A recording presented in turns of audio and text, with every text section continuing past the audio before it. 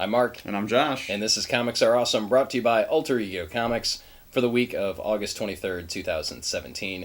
A huge week for comics. Lots of new releases, lots of awesome new releases, so we're going to get right to it, talking about the books that we like the most and that we think you should pick up. First up for me is Nightwing, The New Order, number 1. This is a 6-issue miniseries written by Kyle Higgins with artwork by Trevor McCarthy. I think it's Trevor. Trevor McCarthy. Yes, it is. Okay, so this is an interesting story. This is kind of an Elseworlds. I would classify it as an Elseworlds, where Nightwing has done something in the past, which is our future. Yeah, they're in 2040. They're in 2048, 20. It's 2040, and then what he did was in 2028. Yeah, so it's 20 years. They're ago. both very far in our future. Well, it's 12 years 12 ago. years ago. Yeah. Yeah, 2040, 2028. Where's the damn date? Next page. Next page? Okay. Gotham City, 2040. Okay, so Nightwing, Dick Grayson is basically the person in charge of an organization that inhibits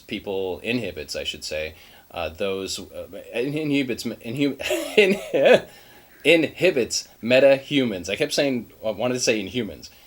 Inhibits metahumans from using their abilities. He's part of an organization that drugs them to keep their powers at bay. And all right, now you're making him sound like the bad guy. It is the law of the land. It is the law of the land, but we don't know why. There's something that... Well, we know that he did something that got 90% of them to lose their powers, and now the 10% that aren't affected have to be contained and controlled. Yes.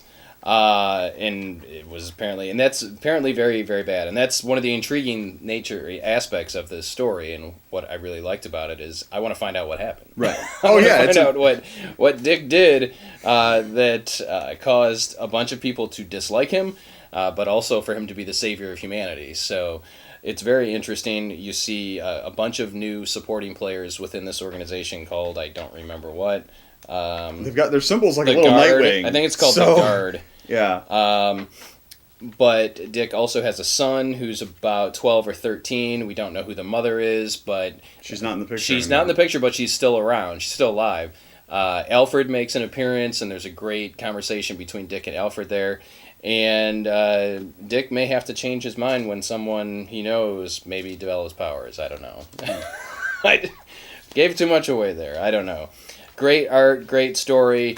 It sucked me in, and should be no surprise. Kyle Higgins wrote the New 52 Nightwing and did a bang-up job with that, so I'm glad to see him back writing the character and really curious to see where this goes. So if you're at all hesitant, if you're a Nightwing fan at all, you totally want to pick this up. But if you're looking at kind of an alternate DC future story, you want to check it out too. Yeah, and I kind of looked at it like... Dark Knight Returns is a dystopian, everything is terrible, mutants, and Batman has to come back and fight his way to save his city, because that's what Batman's about. Batman's about sacrifice and tragedy, and Nightwing is about hope and community. And so in his future, things aren't as bad, although there's clearly things that are wrong. You know, it's kind of Dick's Dark Knight Returns, which I really liked also. Yeah, that's a good way to describe it. I knew you should just be the only one talking. I'm holding up my next book, you talk about it. Pick of the week was hard this week because there's so many good ones. Yeah, it's hard for me too. I'm gonna go with Dr. Aphra Annual, which is the worst title ever because it's barely about Dr. Aphra at all. Written by Kieran Gillen, who writes the normal Dr. Aphra series, with art by Mark Laming and Will Sliney. There are some flashbacks, that's why Will Sliney's got a separate section, so it's supposed to look different. So this is basically an origin story for, and I'm gonna butcher this, Black Krrsantan, the Wookiee bounty hunter who's been a significant player in pretty much all of the Marvel Star Wars books since they've relaunched, but he's most frequently seen in Vader and Dr. Aphra. He went toe-to-toe with Chewie during, what was that crossover called? Vader Down. Vader Down. That's what I'm here for, folks. Reminding me what's going on. But this is a flashback story. We've got a framing sequence that's set just before the current stuff in Dr. Aphra. So basically she's setting up the big sale that was kind of the primary plot point, her trying to move the Rur crystal that she picked up during the Screaming Citadel crossover with Star Wars and Luke and Han and Leia. And we get to see some of the origin of the Wookiee guy, and it's good. But what I actually really liked is, aside from your regular awesome moments with the murder droids, Trip Zip and K2 or whatever his number is, We get introduced to a couple of, I'm going to assume, HoloNet or some sort of reporters in this Marvel or in this Star Wars universe. And they are delightful. They're on like 4 pages, and I loved every moment of it. They banter back and forth. One of them's got a mustache. There's basically Tony Stark. It's those guys from He's Saga? arrogant and wisecracking. Yeah, kind of. Except they both look human, although everyone in Star Wars looks human for the most part. So, but yes, so you don't need to know anything about what's going on in Dr. Aphra to pick it up. You just want to learn more about Wookiees with murder rage. This is your book to go to this week. Next up, The War Mother. War Mother! Is it the or just War Mother? It's just War Mother. This is a Valiant book written by Fred Van Lente, artwork Woo! by Steven Segovia. Now help me out here. Yeah. Have we seen War Mother before? Not to my recollection. I feel like there was some tease or reference in another book, but we've not actively seen it, no. Okay, so I approached this as a new reader, someone who's never heard of the character of War Mother before. She may have appeared in other Valiant stuff, but to me, not so much. And I loved the heck out of it. It's a very strong story. It takes place in 4001 AD, and the Earth is... Okay, so that's Kai? Rai? Sure. Isn't he the one that's in 4001 AD? I think You know the guy I'm talking about? Looks I like think so. Bloodshot Yeah, in the yeah, future. yeah. He's kind of ninja. I don't know. Okay. Okay, so they give you a nice setup on the inside cover. Inside front cover, it tells you who she is. Her name is Anna. She's also known as War Mother. Protector. It had to have spun out of the 4001 AD series. Though. Probably. There's no way that's a coincidence. Sorry. Carry on. But I didn't read it. Yeah, I didn't That's the either, thing, so neither did we he. were both lost. And we we both liked it. Protector of the Grove and its people. So the Grove is an area where there is lush vegetation and there's food and people are happy until War Mother kills the chief before them, who actually had a connection to the Green. And when he dies, things start going south. So they are basically in a post-apocalyptic world. Scavengers trying to survive, or not scavengers, but just trying to survive.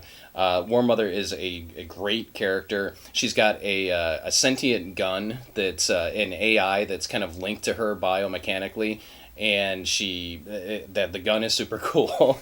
And it's not like a wise talking. Usually when you end up with something like a irreverent, little bit, but it's not. Not as much as you usually see when it's something like that, whether it's Skeets or something else.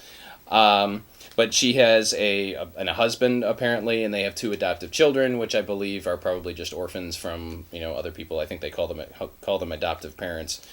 The artwork is outstanding. You know what? I've seen a lot of books recently where the stories are really... The words are really strong and the art not so much. And it really...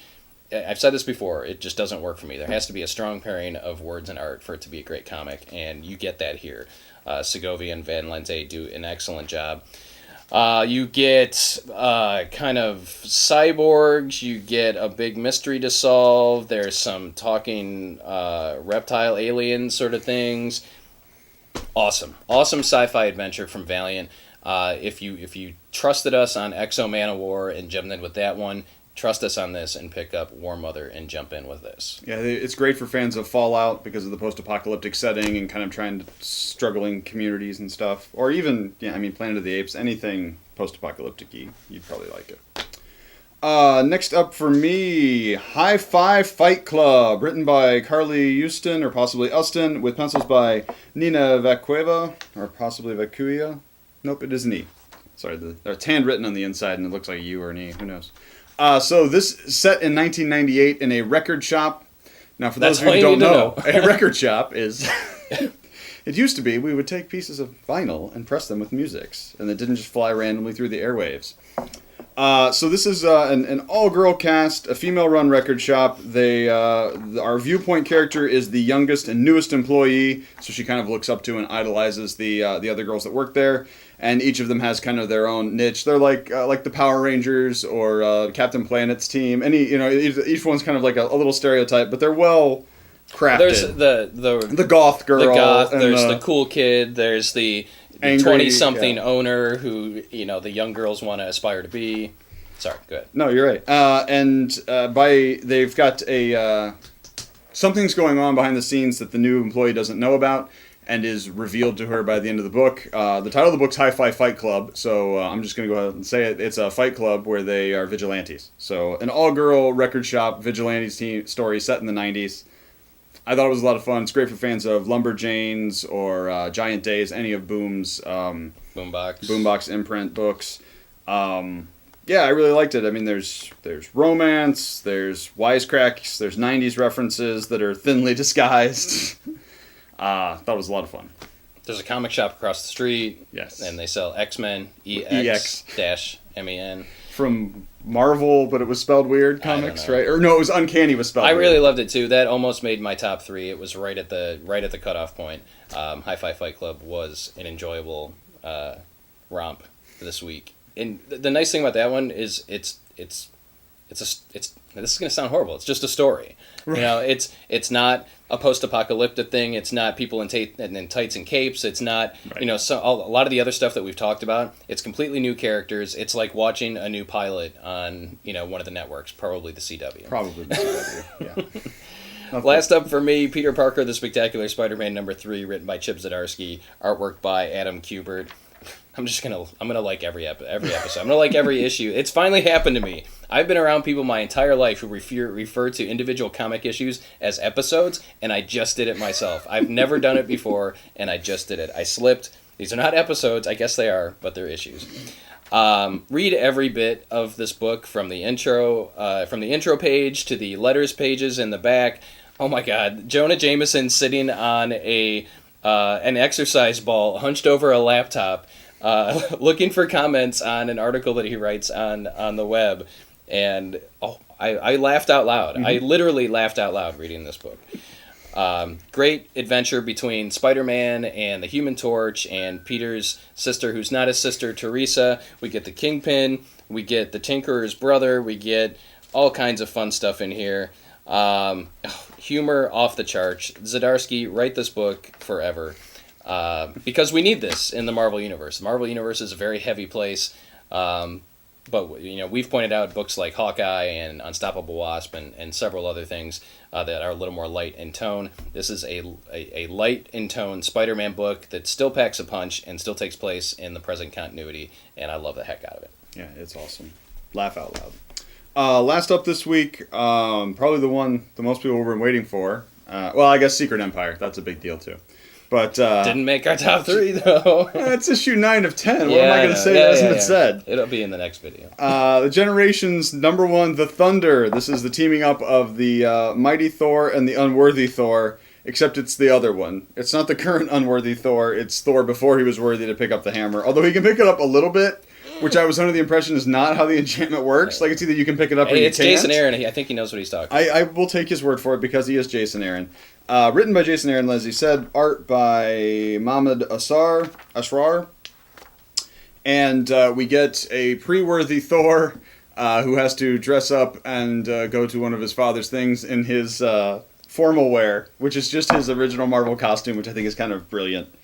And he is called away by a prayer from Earth, people who need help. Vikings have wandered far from their home and run afoul of apocalypse. Now this in is Egypt. In Egypt, right? That's where Egypt's from. And yes, they are far from their home. Yeah, the water goes right there. Mm-hmm. Go ahead.